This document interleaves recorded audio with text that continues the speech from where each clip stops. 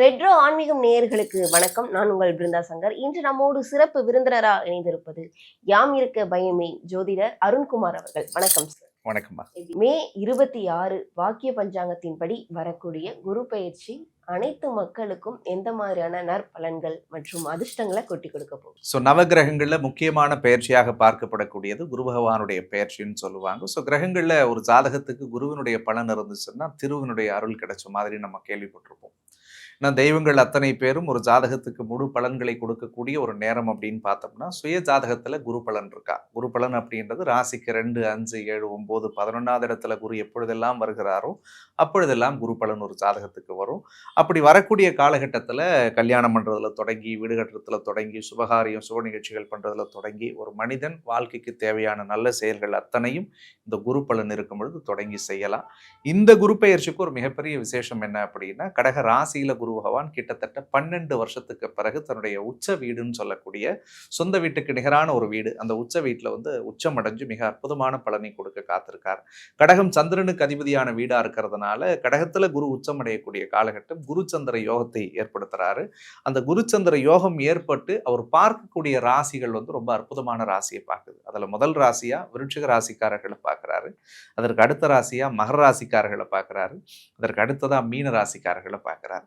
இந்த மகரமும் மீனமும் 7.5 சனியில பட்டு பாடாப்பட்டு சிக்கி போராடி வெளியே வந்துட்டாங்க இப்பதான். பட் இந்த குரு பார்வை என்பது அவர்களுக்கு மிகப்பெரிய தெளிவை தரும். ஒவ்வொரு ராசி ரீதியாகவும் ராசிக்காரர்களுக்கு எந்த மாதிரியான நற்பலன்கள் மற்றும் அதிர்ஷ்டங்கள் இருக்கு பார்க்கலாம்.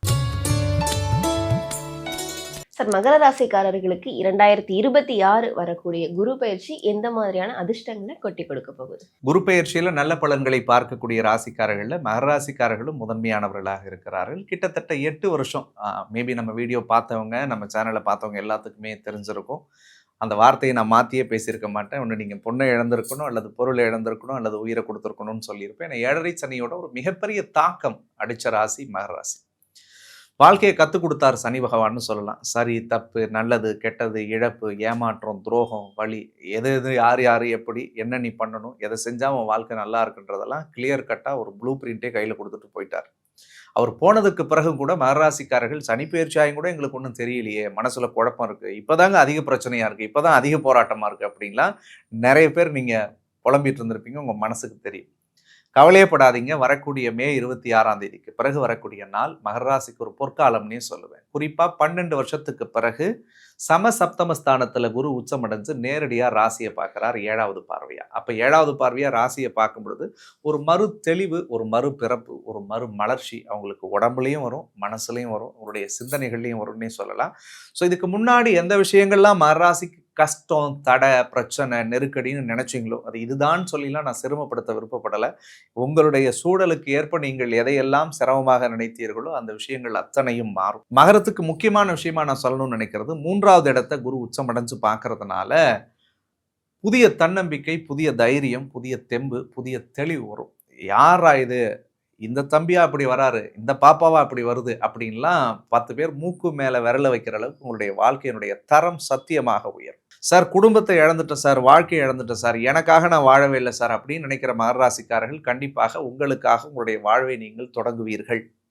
பண விஷயம், விவகாரங்கள்ல இருந்த சிக்கல்கள் எல்லாம் சரியாகும். ஏன்னா 7.5 சனியை கடன் வாங்காதவங்கள கடன் வாங்க வச்சது, எல்லாத்தையும் இருந்தவங்கள எல்லாத்தையும் இழக்க வச்சது, 100 பேருக்கு அட்வைஸ் சொல்ற உங்களை முடக்கி உட்கார வச்சிருந்தது. ஆனா நீங்கள் எதையெல்லாம் இழந்தீர்களோ திரும்ப உங்களுக்கு கடவுள் கொடுக்க போறார். இப்போ பொருளாதார ரீதியா பெரிய முன்னேற்றம் வரும். பண விஷயங்கள்ல இருந்து வந்த தடைகள் எல்லாம் விலகும். 4வது திசையில இருந்தும் கடவுள் பணத்தை கொடுப்பார் இந்த காலகட்டத்துல. அதே மாதிரி வேலையில தொழில இருந்து வந்த சிக்கல்கள், பிரச்சனைகள் எல்லாமும் விலகும். நான் ரொம்ப சின்சியரா ஒர்க் பண்றேன், ஆனா அதுக்கான ரெகனைசேஷன் எனக்கு கிடைக்காம போச்சு, நான் எல்லாத்துக்கும் நான் கைட் பண்ணி கொடுக்குறேன், ஆனால் எனக்குன்னு ஒரு சின்ன பிஸ்னஸை தொடங்க முடியல அப்படின்லாம் மகர ராசிக்காரர்கள் நிறைய வருத்தப்பட்டிருப்பீங்க. இந்த பீரியட்ல நிறைய பேர் சுய தொழில் பண்ணுவாங்க. நிறைய நண்பர்களோட இருந்த கான்ஃப்ளிக்ட்ஸ் எல்லாம் இந்த வருஷத்துல சரியாகும். சகோதர வழிகளுக்குள்ள இருந்து வந்த சிக்கல்கள் எல்லாம் சரியாகும். அண்ணன் தம்பிக்குள்ளலாம் நீங்க யோசிச்சு பாருங்க, இந்த லாஸ்ட் 6 மாசமா சண்டை, சச்சரவு, பிரச்சனை, போராட்டமா தான் மகர ராசிக்கு இருந்தது. இந்த குரு பார்வை வந்ததுக்கு பிறகு அந்த சிக்கல்கள் எல்லாம் சரியாகும். அண்ணன் தம்பிங்களுக்குள்ள நீங்க நல்ல காரியங்கள் பண்ணணும்னா நடக்கும். வீட்டுல தம்பி இருக்காரு கல்யாணம் பண்ணணும் பண்ணுவீங்க, தங்கச்சி இருக்காங்க கல்யாணம் பண்ணணும் பண்ணுவாங்க. அவங்களுக்கு ஏதாவது பொருள் உதவி பண உதவி செய்யணும்னா கடவுள் புண்ணியத்துல செஞ்சு அவங்க சந்தோஷப்படக்கூடிய நிகழ்வை பார்த்து நீங்களும் சந்தோஷப்படுவீர்கள். சார், அதே மாதிரி வெளிநாடுகள்ல பயணம் மேற்கொண்டு கடல் கடந்த இடத்துல வந்து ஒரு தொழில் ஆரம்பிக்கணும், இல்லைன்னா வேலைக்கு போகணும் அப்படின்றவர்களுக்கு எந்த மாதிரி இருக்கும்? குழந்தைகளுடைய கல்வி கடல் கடந்து போனா எப்படி இருக்கும்? மகராசிக்காரர்களை பொறுத்த வரைக்கும் 12ஆம் அதிபதியே உச்சம் அடைகிறார் இந்த பீரியட்ல. ஸோ 12 குடையவர் உச்சம் அடையும் பொழுது வெளிநாடு தொடர்புபட்ட விஷயங்கள், தூரதேச பயணங்கள் அவங்களுக்கு மிகச்சிறந்த பலன்களை தரும். வெளிநாட்டிலேயே அவங்க தொழில் தொடங்கலாம், உள்நாட்டிலேயும் வந்து தொழில் தொடங்கலாம். இந்த 2 விதத்திலையும் அவர்கள் தொழில் தொடங்கும் போது அது ஒரு பெரிய வெற்றிகளை அவருக்கு கொடுக்கக்கூடியதாக இருக்கும்.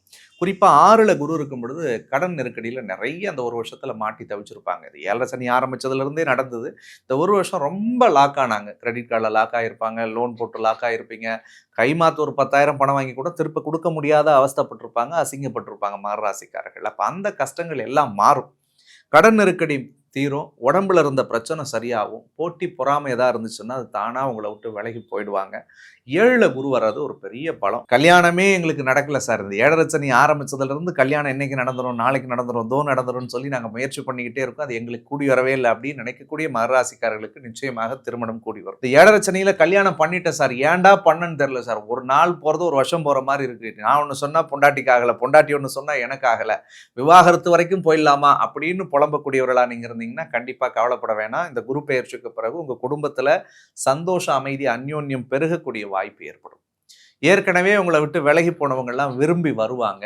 நீங்கள் விரும்பிய வாழ்வு உங்களுக்கு கடவுள் புண்ணியத்தில் அமையும். விவாகரத்தானவங்களுக்கு மறுமணம் அமையக்கூடிய வாய்ப்பு இந்த வருஷத்துல கண்டிப்பா நடக்கும். பல மகராசிக்காரர்கள் இந்த 9ல கேது வந்ததுல இருந்தே இந்த லாஸ்ட் ஒரு 1.5 வருஷமா லைக் டிராவலர் மாதிரி தான் வாழ்ந்திருப்பீங்க. ஒரு இடத்துல நிலையா உட்கார முடியல, ஒரு நிலையான செயல்களை செய்ய முடியலன்னு நினைக்கிறவங்களுக்கு கடவுள் புண்ணியத்துல ஒரு ஸ்டேபிளா உங்களுக்கான ஒரு முகவரி, உங்களுக்கான ஒரு அடையாளம், உங்களுக்கான ஒரு தொடக்கம், உங்களுக்கான ஒரு தொழில் முறைகளை உருவாக்கக்கூடிய வாய்ப்பு இருக்கு.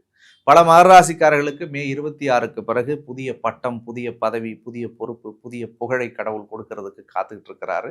அதை நல்ல விதமா பயன்படுத்தணுன்றது என்னுடைய ஒரு அன்பு வேண்டுகோள். ஏன்னா 10வது இடத்தை குரு உச்சம் அடைஞ்சு பார்க்கிறார். ஸோ இதெல்லாம் ரொம்ப ஒரு பாசிட்டிவாகவே இருக்கு. இவர்கள் வேற எந்த விஷயத்துல ரொம்ப கவனமா இருக்கும்? மகராசிக்காரர்களை பொறுத்த வரைக்கும் வார்த்தைகள்ல கொஞ்சம் கவனமா இருங்க. பேசுறது வர்றதெல்லாம் கொஞ்சம் ஜாகிரதையா பேசணும். யார்கிட்ட பேசினாலும் பழகினாலும் கொஞ்சம் கவனமா பேசணும், கவனமா பழகணும். ஃபோனில் பேசுறது, சோஷியல் மீடியாவில் பேசுறது, இதெல்லாம் கொஞ்சம் ஜாகிரதையாக இருக்கணும். ஏன்னா ராகு வாக்கு ஸ்தானத்தில் இருக்கிறதுனால நல்லதே பேசினாலும் தப்பாக போய் சேரும். ராகுன்னா அது ஒரு கம்யூனிகேஷனோட தொடர்புப்பட்டது, காற்றுல இருக்கக்கூடியது.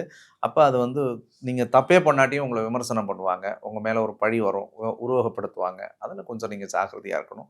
8ல் கேது இருக்கிறது, 2ல் ராகு இருக்கிறது கோச்சார ரீதியாக நாகதோஷம்னு சொல்லுவாங்க ஜாதகப்படி.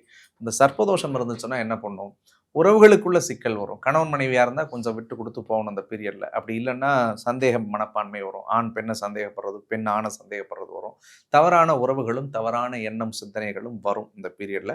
அதில் கொஞ்சம் நீங்கள் எதுக்குமே உட்பட்டு உங்களை காயப்படுத்திக்காமல், உங்களை ஏமாற்றிக்காமல் பார்த்துக்கணும். சிம்பிளாக சொல்லணும்னா உங்களையும் உங்களுடைய உடலையும் வாழ்வியலையும் பாதிக்கக்கூடிய அந்த செயலையும் கொஞ்சம் செய்யாமல் இருந்தாலே போதும். அவங்க வாழ்க்கை நல்லாயிருக்கும். இவர்கள் எந்த தெய்வத்தை வழிபட்டால் சிறப்பா இருக்கும்? மகராசிக்காரர்கள் முருகப்பெருமானுடைய வழிபாடு. ராசிநாதனுடைய வீட்டில் செவ்வாய் உச்சமடைகிற இடம் அங்கே தான். அப்போ முருகப்பெருமானுடைய வழிபாடுகளை இவர்கள் செய்வது ஒரு மிகச்சிறந்த பலன் தரும்.